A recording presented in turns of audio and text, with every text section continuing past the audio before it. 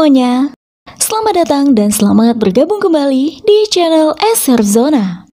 Dalam video kali ini saya akan membawakan alur cerita film berjudul Valimai yang dibintangi oleh Ajit Kumar, garapan sutradara Vinod, dan dirilis pada tahun 2022.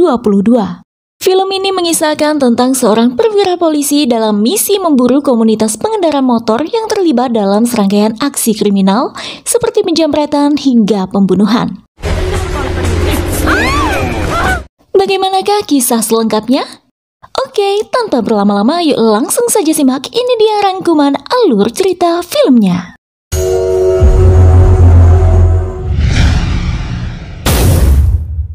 Film dibuka dengan menampakkan aktivitas produksi kokain di Kolombia, negara bagian barat laut Amerika Serikat.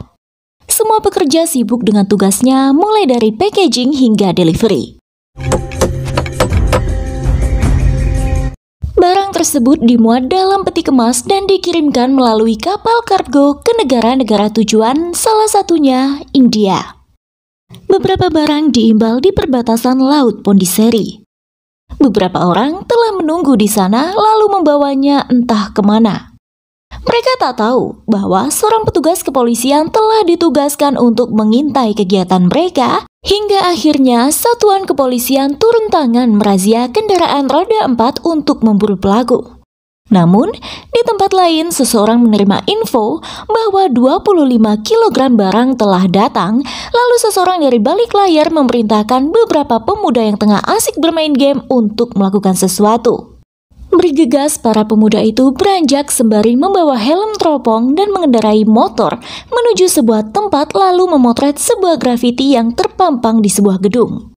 Nampaknya mereka adalah sindikat atau komunitas di mana ketika grafiti difoto, muncul pada sistem mereka foto seorang target yang harus dihabisi. Sementara pria pembawa kokain yang tengah pergi bersama keluarganya tiba-tiba dihadang oleh para kawanan pengendara motor yang kemudian mencelakainya.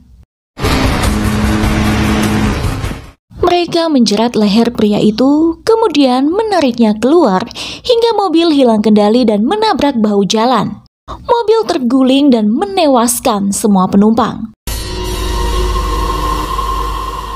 Selanjutnya, para pengendara motor itu mengambil barang bawaan korban. Sementara itu di tempat lain nampak sekumpulan pemuda yang telah terorganisir dalam melakukan aktivitas ilegal. Serbuk putih yang mereka impor, mereka kemas lagi dalam kantung-kantung plastik kecil dan mengedarkannya dari tangan ke tangan. Dan begitulah di hari-hari selanjutnya, kegiatan mereka terus berjalan. Mereka selalu terlebih dulu nampak memotret grafiti untuk menemukan target. Entah siapa yang ada di balik aktivitas gelap ini, yang pasti para pemuda itu menerima perintah hanya via online. Di Chennai, terdapat komunitas pengendara motor yang disebut dengan geng motor setan yang menamakan diri mereka sebagai Satan Slave atau budak setan.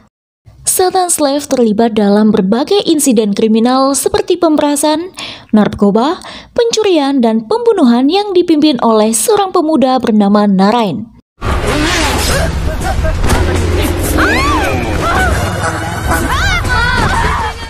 Dengan semakin meningkatnya kejahatan tersebut, Komisaris Polisi Vijaya Kumar tengah menimbang-nimbang tentang petugas polisi yang berkompeten untuk menangani masalah ini. Sementara itu di Trisi, nyawa seorang politisi bernama Raja Raman tengah terancam. Beberapa orang sedang mengincar untuk menghabisinya. Raja Raman digiring menuju sebuah depo peti kemas di mana para gangster telah menyiapkan ajalnya. Namun, apa yang terjadi? Dalam mobil yang dikendarai sang politisi, ternyata seorang polisi sudah siap untuk melawan para gangster dan menyelamatkan Raja Raman. Pertempuran menegangkan pun pecah di sana.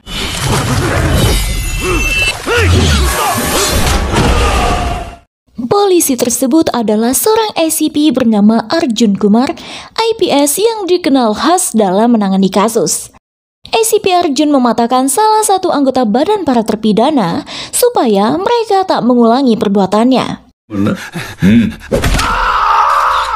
Bukan semata-mata ingin menghukum, namun ACP Arjun juga memberikan kompensasi kepada para keluarga yang mereka tinggalkan, sembari menasihati istri-istri para terpidana untuk menanamkan nilai-nilai moral sejak dini kepada anak-anak mereka supaya tumbuh menjadi insan beradab.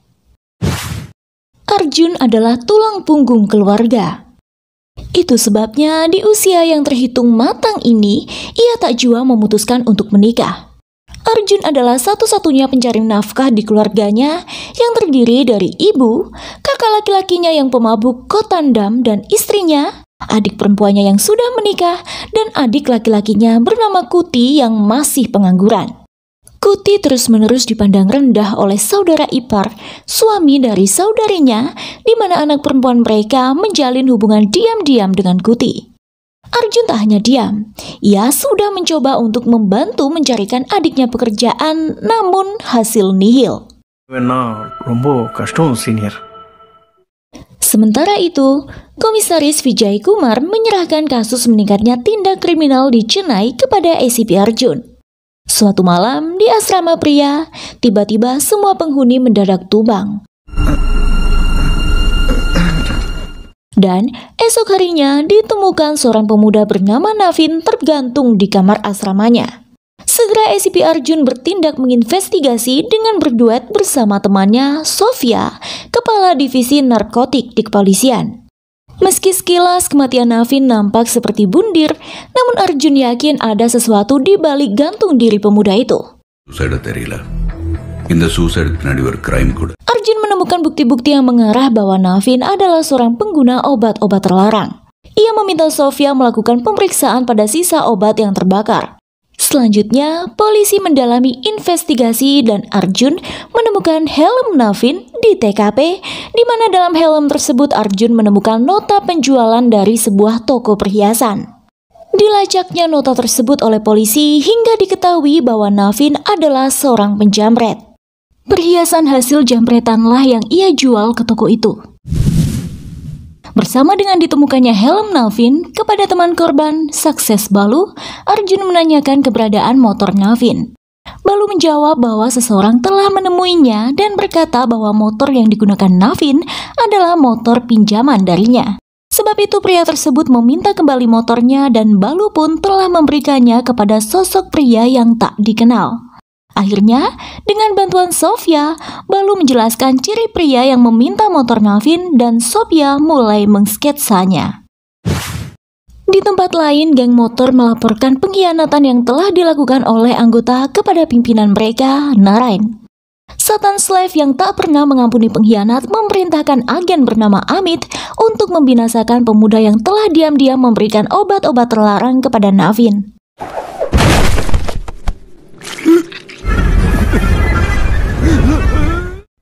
Sementara itu, investigasi polisi berjalan lancar. Arjun dan Sofia bekerja sama dalam tim hingga mereka mengetahui bahwa ada rangkaian aktivitas kejahatan yang saling terkait dan berurutan, mulai dari perampokan, pencurian, serta pembunuhan yang dilakukan oleh geng motor. Hal itu didapati oleh Arjun dan Sofia setelah mereka melakukan pemeriksaan data terjadinya kasus-kasus kriminal belakangan ini. Arjun, black days ke munnadi illa pinnadi. Di waktu yang sama, aksi kriminal kembali terjadi di kota. Dari hasil pelacakan, Arjun dan Sofia mendapati bahwa setiap aksi kriminal terkait dengan geng motor tersebut. Mereka pun menghubungi agen ALX, sejenis online shop India, dan menemukan jawaban bahwa motor-motor yang digunakan dalam aksi-aksi kejahatan tersebut telah dibeli dari platform yang sama menggunakan ponsel curian melalui situs gelap. Dari situlah Arjun menyimpulkan bahwa semua kejahatan ini dilakukan oleh organisasi yang sama, yaitu geng motor setan. Kepada komisaris dan jajaran petinggi Departemen Kepolisian, Arjun menyampaikan hasil investigasinya. Mulanya meeting berjalan alot sebab ada dua anggota polisi yaitu Arasu dan Rajendran yang meragukan hasil pengamatan Arjun. Namun pada akhirnya asumsi Arjun terbukti dengan terjadinya pembunuhan baru di kota itu. Berkat analisa cerdasnya, komisaris memberikan wewenang kepada Arjun untuk menangani sendiri kasus tersebut dan memberikan ruang kendali modern untuk dioperasikan. ada Lalita dan Kristiana yang memimpin ruang tersebut. Bersama tim barunya, Arjun pun mulai menyusun rencana.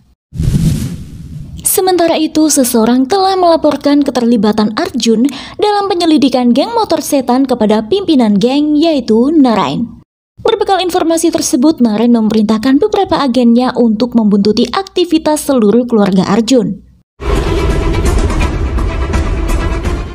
Di malam yang sama, Kuti meminta sang ibu untuk berbicara pada Arjun guna memberikan rekomendasi padanya supaya cepat mendapatkan pekerjaan.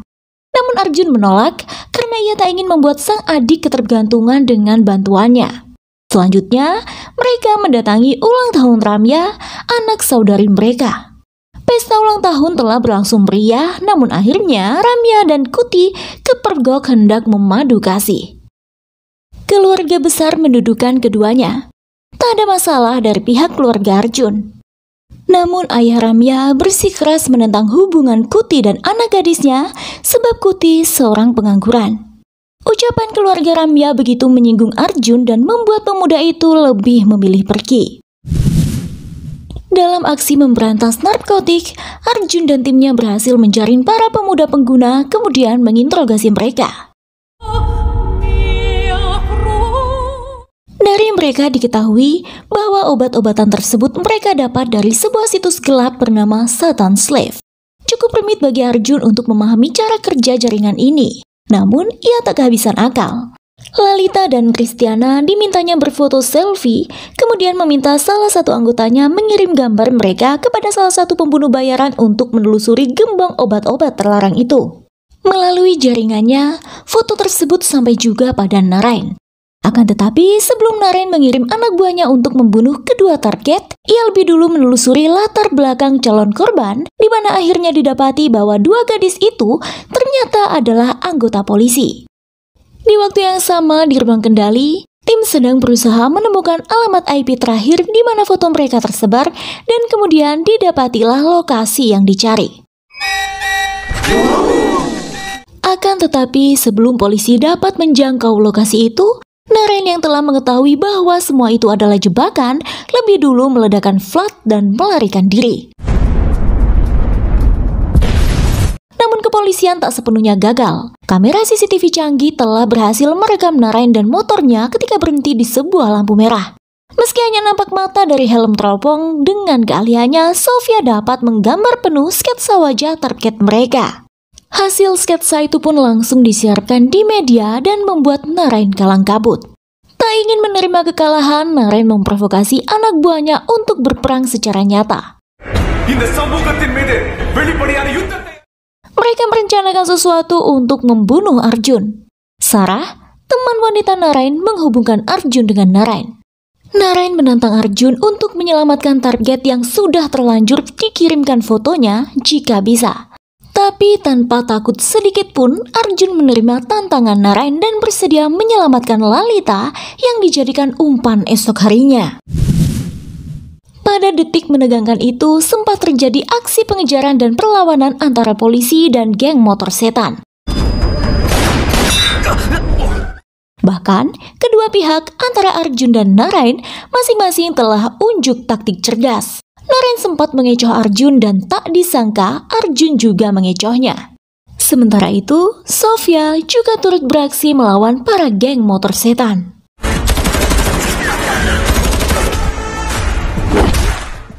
Arjun yang berhasil mengikuti Narain hingga ke tempat olahraga motornya, berhasil mengalahkan Narain setelah melewati pertarungan yang mendebarkan.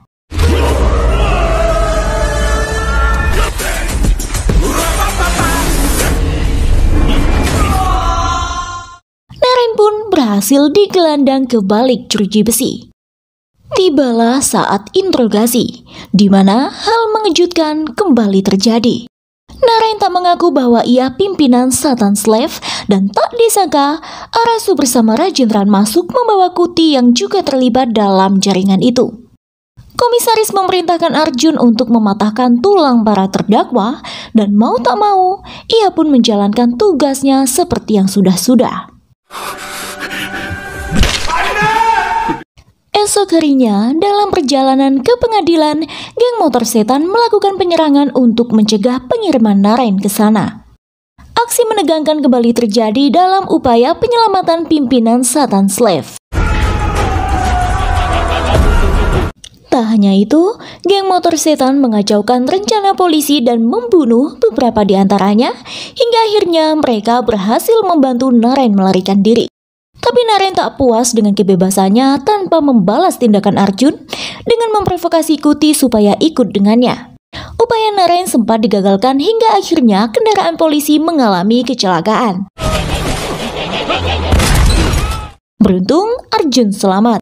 Kemudian ia mencoba menyudutkan Narain, namun tak disangka Kuti memukul tengkuknya dengan besi hingga Arjun tumbang.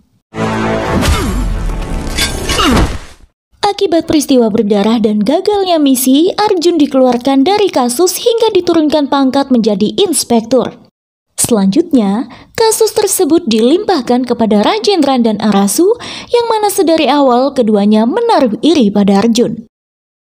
Tapi tanpa sepengetahuan yang lain, ternyata Rajendran dan Arasu adalah antek Narain, di mana mereka selalu berusaha menggagalkan aksi Arjun dalam menguak kasus serius itu. Sejak mendengar keterlibatan putra bungsunya, ibu Arjun menolak makan dan minum karena merasa bersalah melihat Kuti tersesat.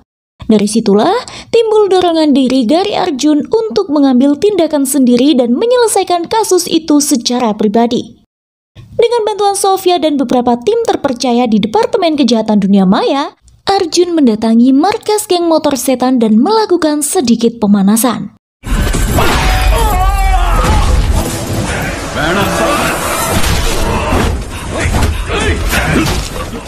Hingga akhirnya ia berhasil menangkap salah satu agen Narain bernama Selvam dan menginterogasinya terkait geng motor setan serta bagaimana Kuti terjerat dalam bisnis kotor itu.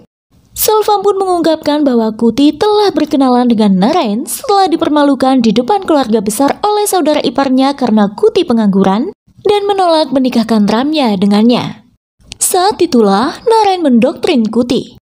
Narain mengatakan bahwa keluarga adalah individu egois yang menggunakan kasih sayang sebagai trik untuk membuat anak-anak mereka melayani mereka di hari tua. Selvam juga menjelaskan bahwa Narain menjalankan bisnisnya menggunakan lulusan-lulusan pengangguran yang terbuang. Dari situlah Narain memotivasi mereka dengan ideologi di mana uang dapat membeli segalanya. Selanjutnya, Arjun menanyakan di mana motor-motor yang mereka gunakan selama ini disimpan, karena polisi tak berhasil melacak keberadaan motor-motor itu. Akhirnya, Selvam pun menunjukkan lokasi, yaitu sebuah tambang terbengkalai, dan setelah dilakukan pengecekan, polisi berhasil menemukan motor-motor yang selama ini disembunyikan. Berkat hasil penyelidikannya, Arjun dipuji dan ditugaskan untuk mengambil alih kembali kasusnya. Saat itulah Arjun mengendus aroma keterlibatan Rajendra dan Arasu dalam kasus ini dan memerintahkan orang kepercayaannya untuk menyelidiki mereka. Ia dan Sofia pun bersama-sama berencana untuk mengungkap keterlibatan Rajendra dan Arasu dengan Narain kepada komisaris. Merasa terpojok, Narain menculik keluarga Arjun dan menyandra mereka lalu menginstruksikan Arjun untuk mencuri 1 ton kokain yang disita polisi jika ingin keluarganya selamat. Namun Narain memberitahukan rencananya dan meminta Rajendran untuk membunuh Arjun. Bersama Arasu, Rajendran dan beberapa polisi lain mencoba mencegah Arjun yang membawa lari kokain tersebut, namun upaya mereka gagal. Arjun terlalu cerdik untuk dikalahkan.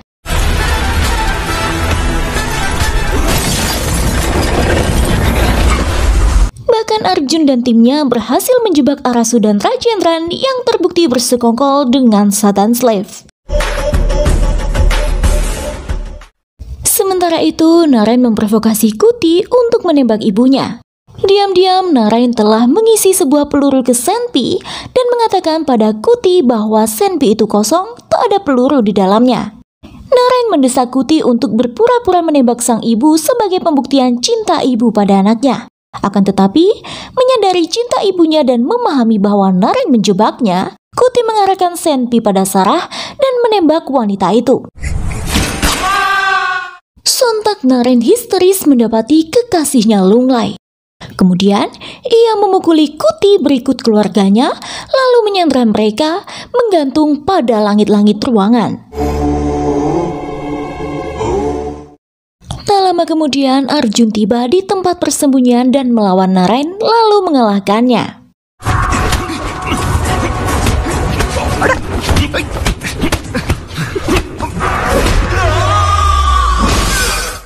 Pada akhirnya, tim Arjun berhasil meretas server Satan Slave dan memberikan perintah pada para geng motor setan menuju ke tempat di mana polisi sudah menunggu mereka. Setiba di sana, mereka menemukan Naren telah tergantung mati. Dan beberapa saat kemudian, polisi sudah mengepung lalu menangkap mereka.